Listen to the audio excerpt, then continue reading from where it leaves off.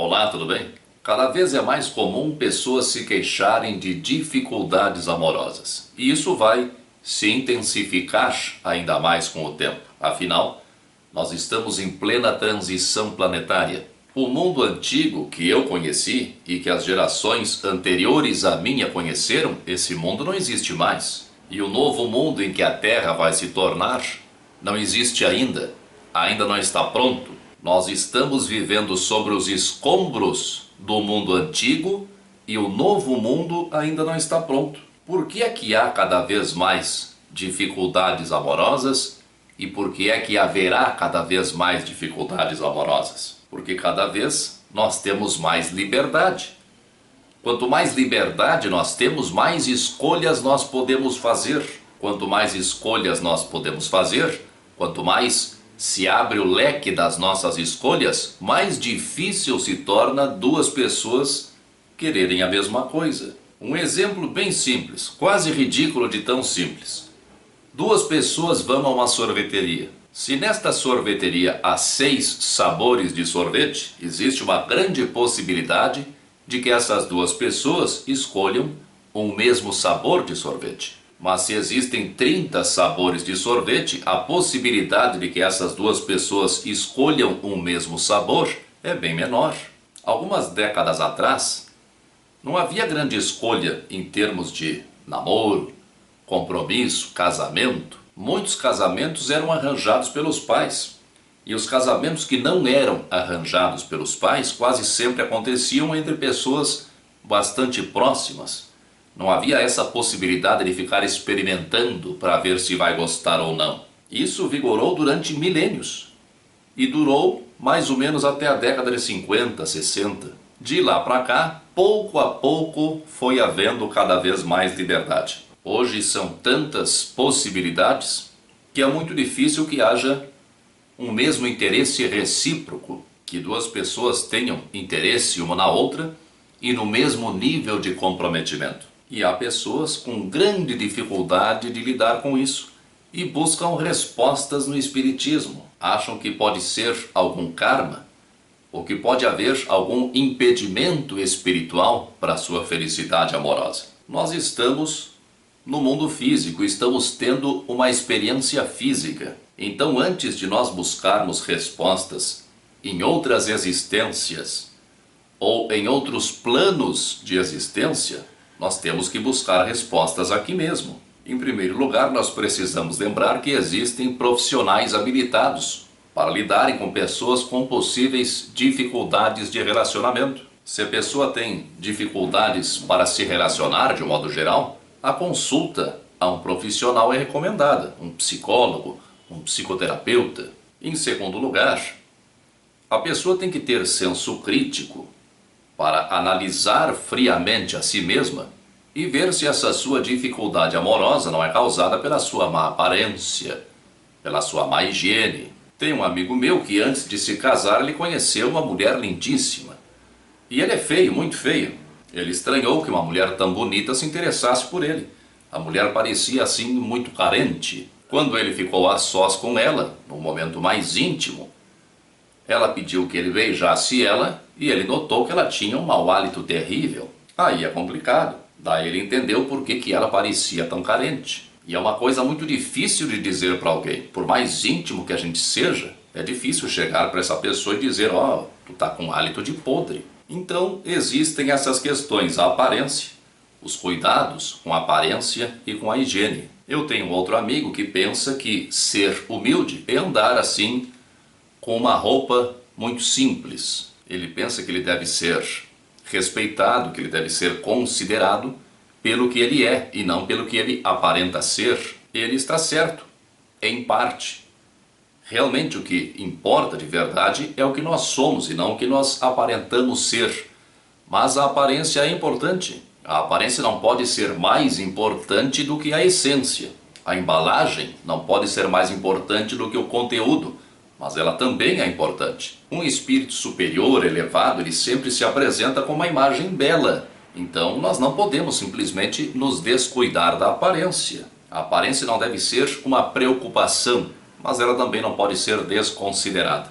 Se esse amigo meu se interessar por alguém e quiser chamar a atenção desse alguém para iniciar um relacionamento, ele vai ter que cuidar um pouco da aparência. Uma mulher não vai se sentir atraída por ele da maneira como ele se veste. Ah, mas a mulher tem que analisar as qualidades de caráter dele. Eu concordo, mas a aparência ainda é importante. Nós estamos num período de transição, lembra? O mundo velho não existe mais, mas o mundo novo, em que os valores internos serão mais valorizados, ele não está pronto ainda. As pessoas continuam se aproximando para se relacionarem intimamente, movidas pela aparência, pelo menos em parte e pelo menos num primeiro momento. Se a pessoa não tem problemas nem de aparência, nem de higiene, ela pode ter um problema pior ainda. Ela pode ser chata, pode ser faladeira, fala mal dos outros ou fala demais de si mesma. Poucas coisas são tão irritantes numa pessoa quanto o fato dela falar demais de si mesma. Ela também pode ser muito materialista ou muito infantil. Uma coisa muito simples e que várias pessoas não se dão conta é que se elas querem conhecer um tipo definido de pessoa, elas devem frequentar lugares onde possam encontrar esse tipo de pessoa. Não é na balada que você vai encontrar pessoa disposta a um compromisso sério. Se você quer encontrar alguém espiritualizado, frequente um centro espírita, ou mais de um centro espírita, participe das atividades do centro espírita, dos cursos, da ação social, frequente uma igreja se você gosta de igreja. Se você procura alguém do tipo intelectual, que goste de ler, que goste de teatro, você tem que frequentar a biblioteca, tem que frequentar o teatro, senão fica difícil. Temos que considerar também em relação às dificuldades amorosas, que às vezes a pessoa é muito exigente. Eu vejo isso muito nas mulheres, talvez porque os homens não falem muito sobre este assunto, mas eu percebo muito isso nas mulheres. A mulher namora bastante, não quer se envolver mais intimamente com ninguém porque não quer compromisso, quer cuidar da carreira. Então, quando ela chega ali mais ou menos pelos 30 anos, ela já está mais estabilizada financeiramente e quer então que caia do céu um marido, mas não qualquer marido. Ele tem que ter no mínimo um nível econômico no nível do dela. Tem que ser sério. Tem que querer filho porque ela quer filho. Evidentemente tem que ser bonito, embora ela diga que beleza não é fundamental, que o que importa é o caráter. Enfim, ela quer um príncipe encantado. Mas se você tem convicção de que este não é o seu problema, se o seu problema não é explicável por nenhum desses motivos, ele pode sim estar ligado a fatores espirituais. Uma pessoa que passa por dificuldades amorosas e acha que essas dificuldades amorosas se devem a fatores espirituais, ela geralmente imagina duas situações. Ou ela tem um karma, e aqui nós vamos entender karma como uma ação produzida no passado, numa outra existência, e que afeta de algum modo o seu presente, ou alguém fez um trabalho para ela, um trabalho de magia negra ou coisa parecida. E aí nós temos que parar um pouco para analisar com mais cuidado. Você está essa pessoa, mas você não é esta pessoa. Você é um espírito imortal. Você já teve várias existências.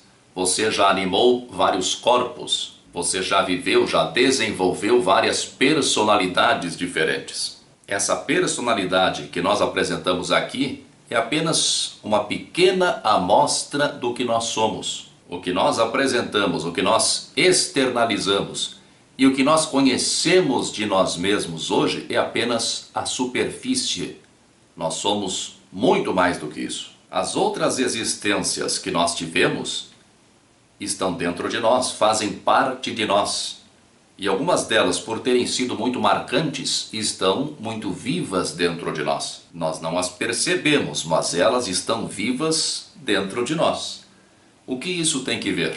Tem que ver que nós nos auto-boicotamos, não só na área amorosa, mas em todas as áreas. Só que o assunto aqui são as dificuldades amorosas. O Chaves, do seriado Chaves, ele faz uma coisa errada e diz que foi sem querer querendo. Nós fazemos muitas coisas sem querer querendo. Nós não queremos conscientemente, mas em algum nível de consciência que nós não conseguimos acessar normalmente, existem outras personalidades nossas que querem, Por isso nós fazemos coisas sem querer querendo. Por exemplo, e por favor, isso é só um exemplo, não é o seu caso. Não podemos generalizar. Nenhum de nós tem a história igual ao outro, então não podemos generalizar.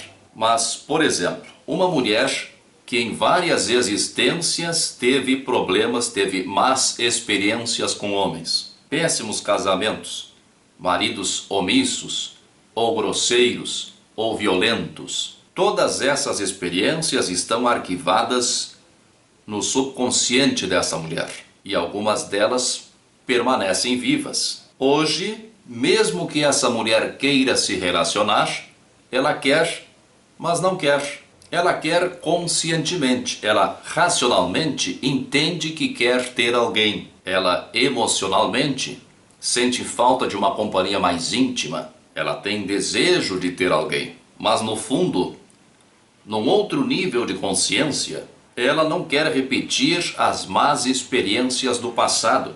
Então existem forças dentro dela que afastam qualquer pretendente. Ou uma pessoa que viveu sozinha durante várias existências, não casou, teve doenças, viveu reclusa em mosteiros, durante muitos séculos não se relacionou intimamente com ninguém. Hoje ela é uma pessoa agradável, bonita, quer ter alguém, mas no fundo ela não sabe como fazer isso.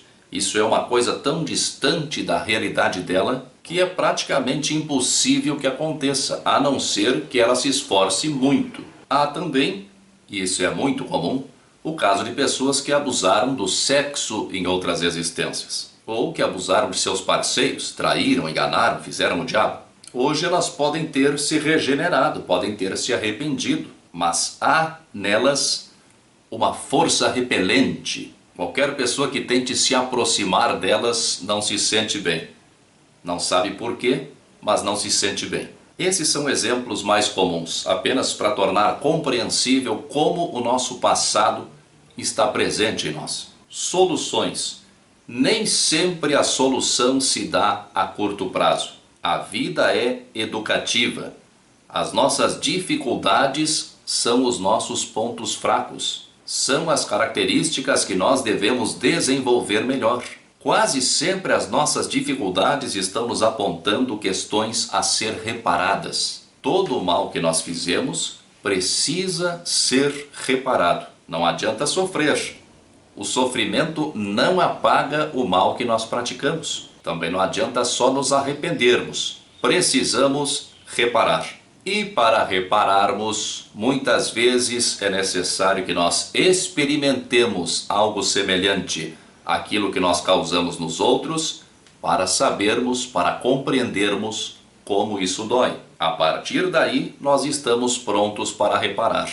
Seja vivendo uma nova experiência com alguém a quem nós prejudicamos no passado, ou em qualquer outra circunstância. Mas nós vimos, nos exemplos que eu citei, que nem sempre as nossas dificuldades se devem ao mal que nós fizemos no passado. São simplesmente pontos a serem trabalhados e desenvolvidos. Se é um problema crônico e que realmente nos incomoda, é bom contarmos com a ajuda de um profissional. A pessoa também pode buscar atendimento espiritual num centro espírita, sempre lembrando que nenhum centro espírita sério vai cobrar pelos seus trabalhos e atendimentos espirituais. Atendimento espiritual não pode ser cobrado. Um terapeuta reencarnacionista também pode ser uma boa alternativa. Um centro espírita que trabalhe com apometria. O tratamento, seja ele qual for, pode dar bons resultados. Mas o que resolve realmente a situação é a espiritualização.